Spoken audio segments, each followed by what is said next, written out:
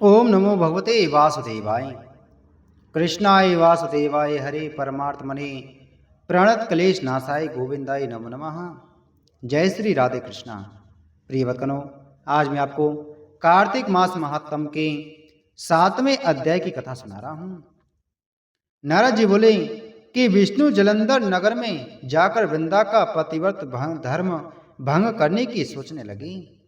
वृंदा ने स्वप्न में अपने स्वामी को भैंसे पर चढ़े हुए तेल लगाए नंगे शरीर काले पुष्पों की माला पहने राक्षसों सहित नंगे सिर दक्षिण दिशा की ओर जाते देखा। अपने नगर को भी सागर में डूबा हुआ देखा। तब वृंदा जाग गई और स्वप्न का विचार करने लगी। सूर्य में छेद व कांतिहीन देख इन अशुभ लक्षणों को देख वह रुदन करने लगी।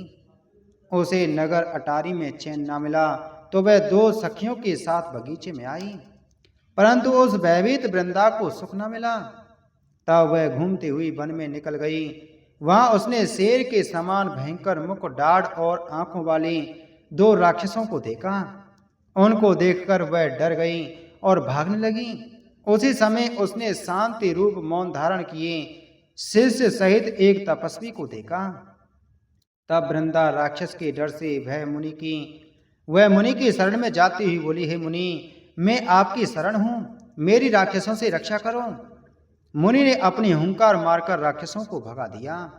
मुनि की हुंकार से राक्षसों को भगा देख वृंदा प्रणाम करके यह वचन बोली, हे महाराज, आपने मेरी रक्षा की है, अब मेरी सुनिए।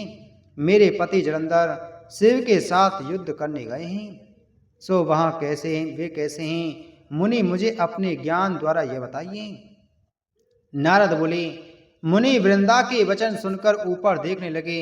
उसी समय 2 वानर आए और मुनि को प्रणाम कर खड़े हो गए।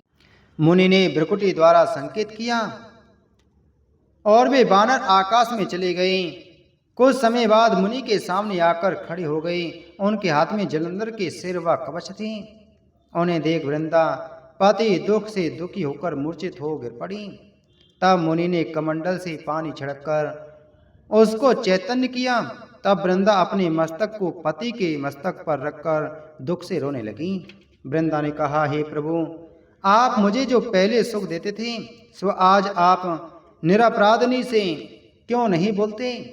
विष्णु सहित कई देवता और गंधर्वों को जीतने वालों को आज एक तपस्वी ने कैसे मार गिराया?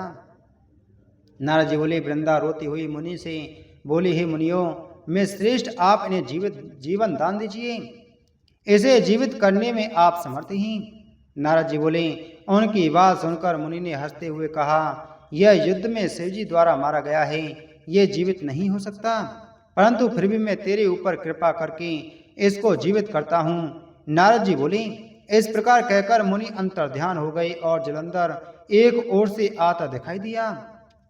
उसने वृंदा को आलिंगन करके उसके मुख का चुम्बन किया और वृंदा भी अपने पति को पाकर अति प्रसन्न हुई। वे दोनों काफी समय तक वन में रमण करते रहे। एक दिन रति के पश्चात विष्णु को पहचान गई। तब क्रोधित हो वृंदा विष्णु से बोली, पराई स्त्री के साथ भोग करने वाले तुमको और तुम्हारे शील को धिक्कार है। मैंने तुम्हें जान लिया है, तुम माया तपस्वी रूप धारण करने वाले हो। तुमने माया से जो 2 राक्षस दिखाए थे, वे तुम्हारे ही द्वारपाल थे। वे ही वानर राक्षस बनकर तुम्हारी स्त्री को चुराएंगे और तुम स्त्री के दुख से दुखी होकर वन में बंदरों की सहायता लोगे और जो तुम्हारा शिष्य है वह मृग बनेगा।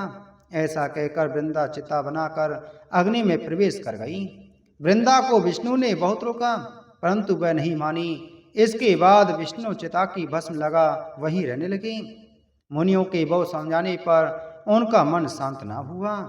इति श्री कार्तिक मास महात्म 7वां अध्याय संपूर्ण। बोलो कार्तिक मास महात्म की जय।